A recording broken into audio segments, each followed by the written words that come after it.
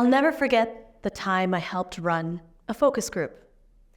It was for an environmental nonprofit I worked for at the time, and we were asking participants about their views on climate change and the economy. And I remember feeling moved by one participant in particular. She was a young mom. She had 2 kids. She had a regular job at a dentist office. She'd never been involved in politics. She had a lot on her plate between paying the bills and parenting. But when we asked her a question about climate change, she spoke of a deep pit of anxiety and guilt that she carried around. Because she could see that the winters were getting warmer and there were more wildfires than she'd ever experienced in the summers in her home in Southeast British Columbia. And she knew that the gas car that she drove was contributing to the issue, but she had no choice but to drive herself to work and her kids to school, but she felt guilty for it. The thing I felt most strongly from that young mom was her fear, particularly for her children, those she cares about the most. And I could empathize, of course. I also feel a certain amount of fear for what the future may bring. And I feel uncertainty about the world that my future children will have to grow up in. But I also felt offended on behalf of that young mom that day, because I heard her express guilt about her lifestyle choices that were necessary for her financial means and her circumstances. But I had just spent the last month digging into a paper trail that made her individual actions look like a grain of sand in the desert. Thanks to some excellent investigative research from Harvard and the Potsdam Institute, we now know the world's largest petroleum companies like Exxon actually employed some of the best climate scientists in the world long before climate change was a public conversation. The science of global warming was clear to them as early as the 1950s, and their climate modeling was eerily accurate. They knew that burning oil and gas would eventually lead to uncontrollable changes to the Earth.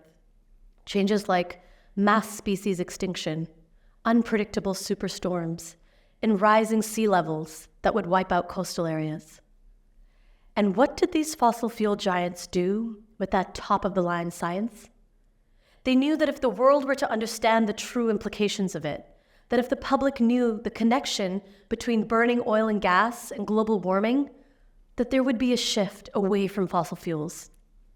And so, anxious to avoid losing profits, they instead poured millions of dollars into carefully planned public disinformation campaigns to sow distrust in climate science, the same science they were producing. They funded prominent climate deniers. They took out regular advertorials in major newspapers like the New York Times and used them to spread skepticism about climate change. And they made millions in payments to think tanks and organizations that manufactured doubt about global warming. In fact, one study by the Carbon Brief shows that 9 out of 10 of the most prominent authors who were casting doubt on climate change actually had ties to Exxon. Ironically, it was also at this time that Exxon and other major oil companies had some of the most accurate and up-to-date predictions on climate change at the time. But they used their resources to mislead the public and to block any real action from policymakers. The fossil fuel industry instead used those 20th century decades, while masking climate change from the public, to embed itself as our primary form of energy, making billions in the process and becoming one of the most profitable industries in the world. They worked hard to reinforce the message that fossil fuels are the only form of energy that makes sense, that without fossil fuels, the world would be colder, scarier, more uncertain, that fossil fuels are an essential part of our culture and our lives. Now fast forward to today, and the industry is still invested in the public believing this message. But now here in North America, the message is wrapped in the flag, so to speak. Here in Canada, from the bumper stickers that say, "I heart Canadian oil and gas," to the bus ads that proclaim, "The world is asking for Canadian energy," to the rhetoric of pro-oil politicians who say things like "burn, baby, burn," the message we receive everywhere is the idea that the oil and gas industry is deeply Canadian, synonymous with the beating heart of the country itself. This particular form of patriotic fossil fuel messaging has been carefully built and tended to. We now know that the industry funded and continues to fund a network of organizations and grassroots groups, or rather fake astroturf groups, to build a culture of Petro-nationalism across the country. It's a bit like when a brand hires people to leave fake online reviews for their product. If you have to create your own supporters, if you have to set up their Facebook pages for them, if you have to tell them what to say, if you have to fund your own think tanks to produce supportive content, and if you have to bankroll all of that out of pocket, how popular are you really? The superpower of fossil fuel disinformation is that it thrives on our fear. It makes us think that we live in a world of scarcity, and it leads us to want to protect ourselves and our own, with the broader societal good being an afterthought. It's no wonder that many pro-oil groups and demonstrations in recent years have actually shown concerning levels of anti-immigrant sentiment, fear of the other. The industry has subtly messaged to us that it is the only thing standing between us and dystopian chaos, underpinned by a strong strain of xenophobia. And pro-oil politicians never fail to evoke this fear. A prominent leader in Canada recently said to a crowd, "Where would America prefer to get its energy from? Do you want to get it from Iran? Do you want to get it from Venezuela? Or do you want to get it from safe Canada?" The industry has created so much more than a simple transaction when you fill up your car at the gas pump.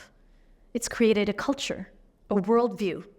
And even though that worldview has a long history that's rooted in the interests of the most powerful industries and individuals in the world, the industry still makes us think that it's working in our interests.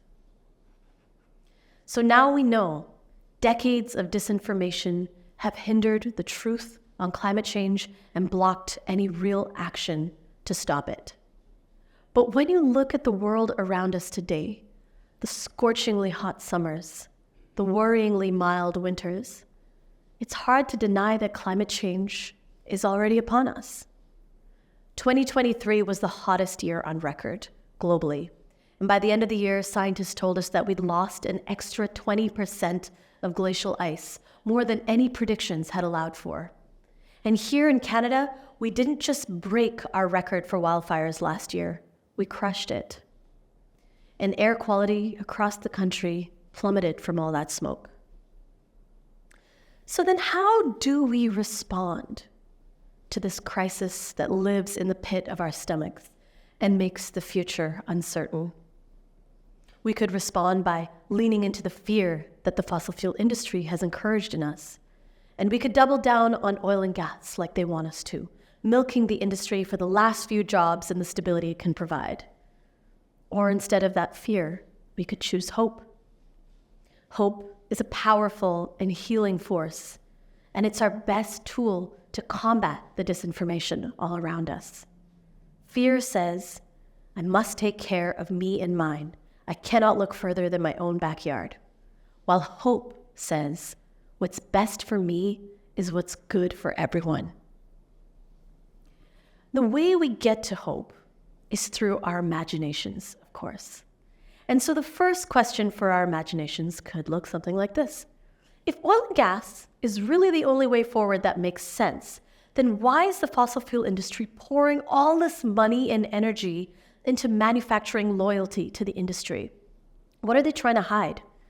And I would argue that what they're trying to hide is this. The most effective solutions to climate change are the ones that get us off fossil fuels while making us all better off, creating a safer and healthier society with a stronger economy and a higher quality of life for all. And if that seems too good to be true, it's not.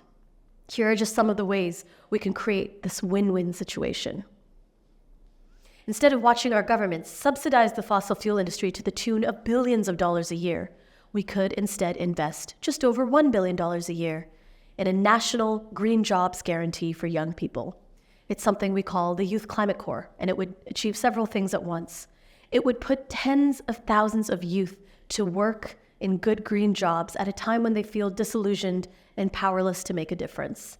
And it would do that while reducing unemployment, generating millions in revenue for the renewable energy sector, and speeding along an energy transition that would place a new generation of workers in good green jobs.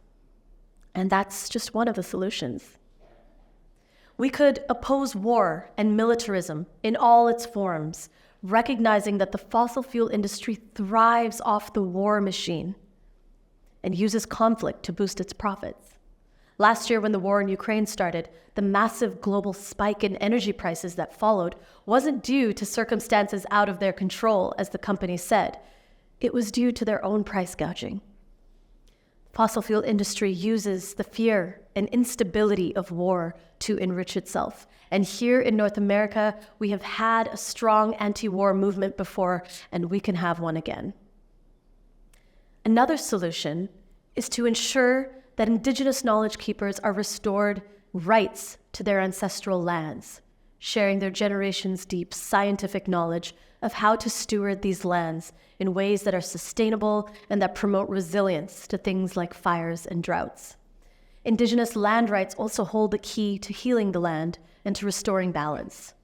That's something that we learned from one of the host nations of these lands, where my home is, the Tsleil-Waututh, with their transformative restoration of the polluted Burrard Inlet.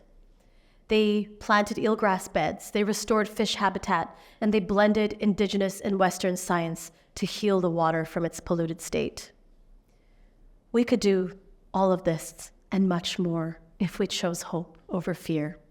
If we refused the story of the fossil fuel industry that there is no alternative. We must dream our alternatives. We must imagine them, and then we must demand them. Most of the technical solutions are already there. They're sitting on a shelf waiting for our adoption.